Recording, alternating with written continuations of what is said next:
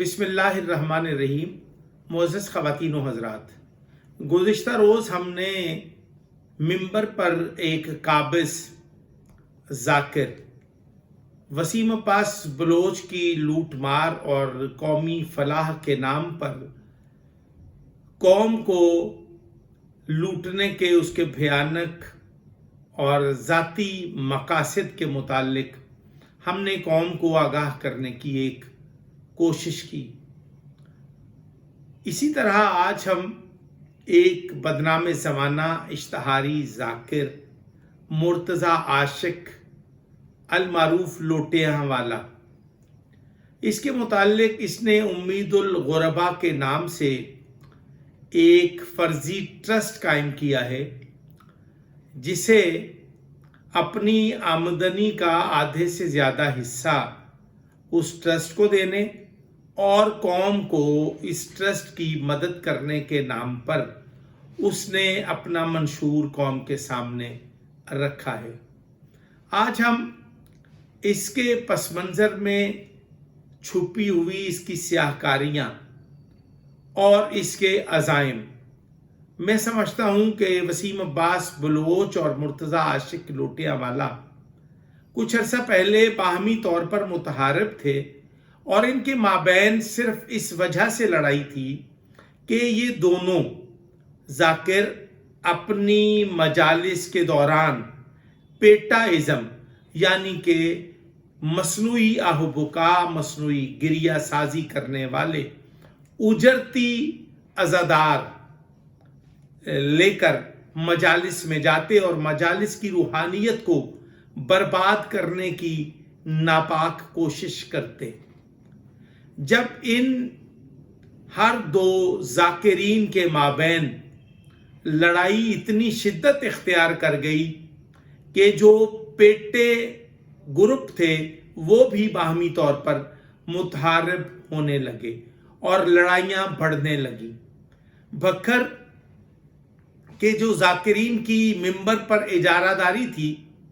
اس کو اس کے خوفناک انجام سے قریب ہوتا ہوا جب دیکھا گیا کہ ذاکر ناصر عباس نوتک، جو اس پیٹا بازی کو دریافت کرنے کا ایک پہلا کردار ہے، جسے قوم نے جب پہچان لیا تو وہ اپنے منطقی انجام یعنی زوال کی طرف قریب ہو گیا، اور اب وہ اپنی زندگی کے آخری ایام گن رہا ہے۔ میں اس موقع پر منتظر مہدی ذاکر کے خلاف ہونے والے ایک پروپیگنڈا میں ذاکر وسیم بلوچ نے اس کی طرف سے ایک وضاحتی بیان دینے کی کوشش کی، اور وہ بیان جو وضاحتی تھا، مجھے یوں لگا جیسے ذاکر منتظر مہدی کے خلاف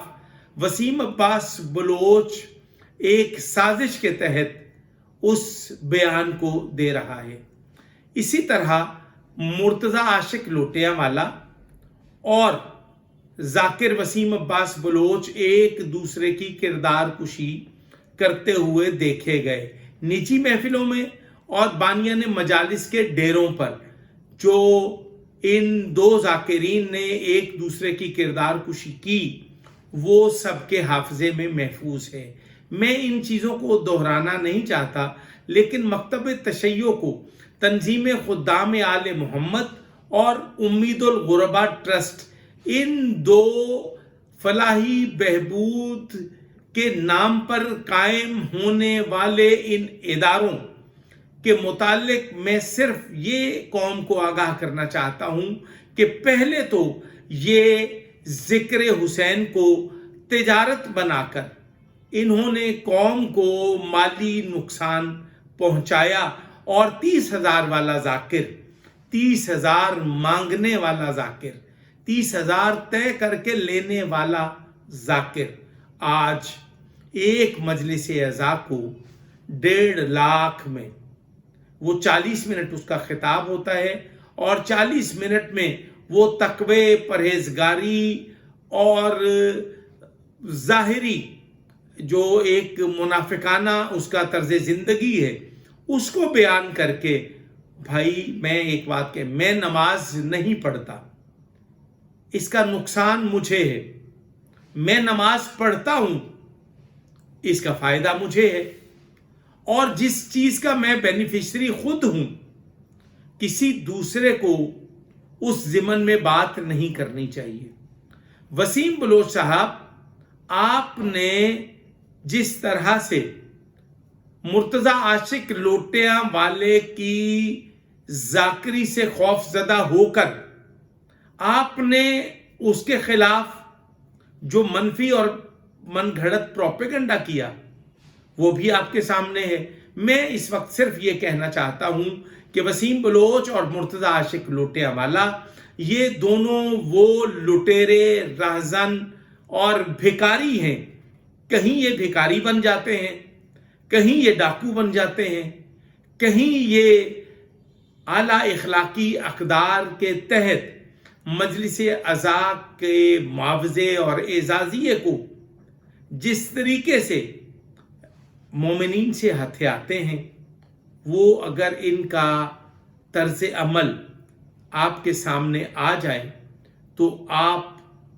کو میں یہ بات یقین سے کہہ سکتا ہوں کہ کربلا کے لکو تک صحرا میں امام علی مقام کو شہید کرنے والے، ذبح کرنے والے ان ظالموں اور ان یزیدی لشکریوں نے بھی اس طریقے سے امام کے گھر والوں سے، امام کے محبوں سے وہ خراج، وہ ہدیہ وہ نہیں لیا۔ یعنی کہ یزیدی لشکر نے قتل حسین کو انجام دینے پر جو معاوضہ وصول کیا ہے وہ تاریخ کے سینے میں محفوظ ہے، اور ذاکرین وہی بیان کرتے ہیں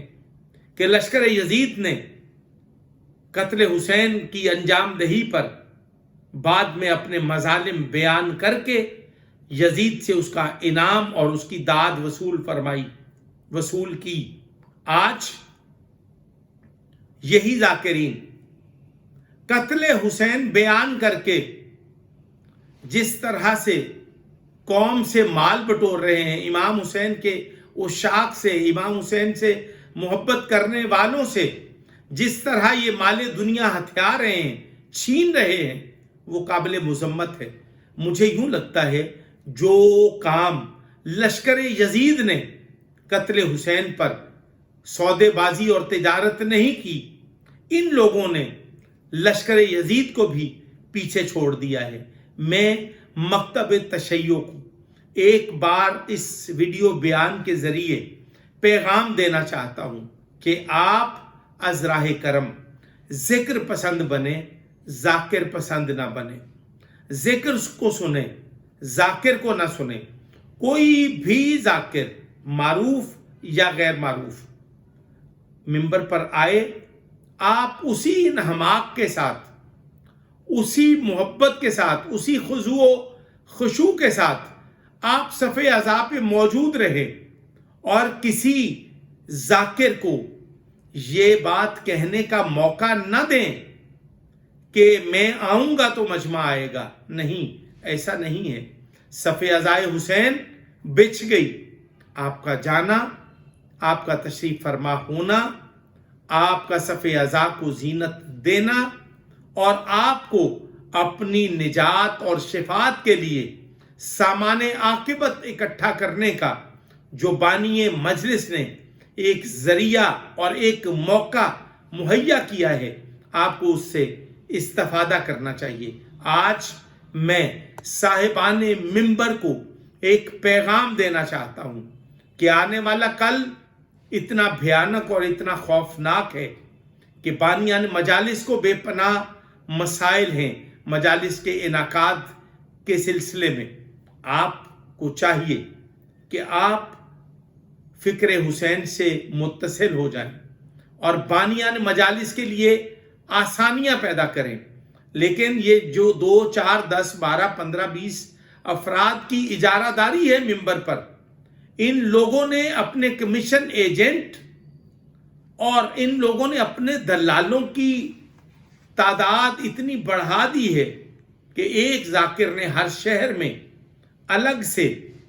ایک دلال، ایک کمیشن ایجنٹ، ایک بروکر، ایک پروموٹر رکھا ہوا ہے، جو اس کی مارکیٹنگ کر رہا ہے۔ میں آج مختصراً اس ویڈیو بیان کے ذریعے قوم کو ایک پیغام دینا چاہتا ہوں کہ آپ صف عزائے حسین کی حرمت کو پامال ہونے سے بچائیں۔ آپ اس میں کلیدی کردار ادا کر سکتے ہیں، اور اگر آپ نے اپنے منصب کی ذمہ داری کو محسوس کر لیا تو ان پیشہ ور اجرتی قاتلان مظلوم کربلا کو آپ ان کے آبائی پیشوں کی طرف لوٹنے پر مجبور کر دیں گے۔ آپ کو چاہیے کہ آپ صف عزائے حسین پہ تشریف فرما ہوں، صف عزائے حسین کی حرمت کو، اس کی روحانیت کو برقرار رکھنے کے لیے، اس کو بچانے کے لیے ان پیشہ ور اجرتی قاتلوں سے اعلان لا تعلقی، اعلان بیزاری، اور جب یہ خطاب کے لیے آئیں یا جس اشتہار میں ان کا نام ہو، آپ کوشش کریں کہ ایسی جگہ پر آپ تشریف نہ لے جائیں۔ السلام علیکم ورحمۃ اللہ وبرکاتہ۔